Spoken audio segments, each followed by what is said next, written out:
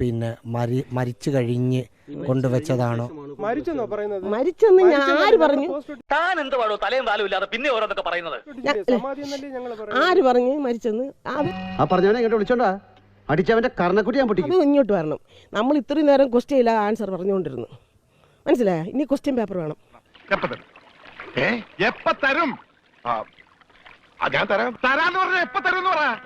സൈക്കോസിന്റെ പല അവസ്ഥാന്തരങ്ങളും കേട്ടിട്ടുണ്ട്, പക്ഷെ ഇത്ര ഭയാനകമായ ഒരു പ്രശ്നം ഇത് ആദ്യ. എഴുതണം. അല്ല, നിങ്ങൾ ചോദിക്കണം, ഇനി എഴുതണം. നമുക്ക് മരിച്ചെന്ന് ഇനി ആര് പറഞ്ഞു?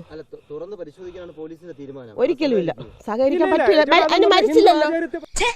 അനാവശ്യം പറയരുത്. പൊളിച്ച് പോസ്റ്റ്മോർട്ടം നടത്തണം എന്നാണ് പോലീസ് പറയുന്നത്. എന്താണ് അമ്മയ്ക്ക് അതിന്? അമ്മയ്ക്ക് പറ്റൂല. സമാധി സമാധി സമാധി.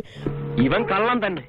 എനിക്ക് തോന്നി ആ മുഖം കണ്ടത് ഇവൻ ജനിച്ചതേ ഈ മരിച്ചു എന്ന് പറഞ്ഞ നാട്ടുകാരെ ഇപ്പം കൊണ്ടുവരണം. നിങ്ങളാണ് ആണുങ്ങൾ.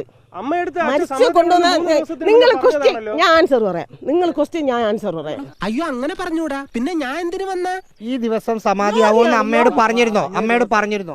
പറഞ്ഞിരുന്നു. 2 ദിവസം കഴിയുമ്പോൾ ഞാൻ സമാധിയാവും. നാരായണൻകുട്ടി, നീ ഒരു സ്വപ്ന ലോകത്താണ്, യാഥാർത്ഥ്യങ്ങളിൽ നിന്നും വളരെ അകലെ. ബി പി ഷുഗർ ഉണ്ട്. ബി പിക്കുള്ള ഗുളികയും കഴിച്ചു. ഇതെല്ലാം കഴിച്ച് ഇൻസുലിനൊക്കെ വെച്ചതിന് ശേഷമാണ് അച്ഛൻ കഞ്ഞിയെല്ലാം കുടിച്ച് സമാധിയാവാൻ പോകുന്നതെന്ന് ശേഷം അവിടെ വന്ന് സമാധി.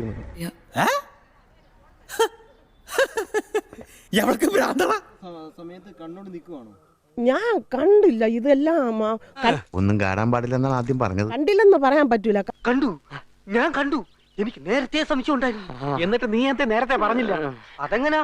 ഇത്തരം കാര്യമൊക്കെ ഞാൻ പറഞ്ഞാ ഇവിടെ ആരെങ്കിലും വിശ്വസിക്കും? കാരണം ഈ ദേഹത്തിന് ചെറിയ തുടുപ്പ് നെഞ്ചിലുണ്ടായിരുന്നു. അല്ലെങ്കിൽ പിള്ളേച്ചൻ നുണ പറയുന്നതായിരിക്കും.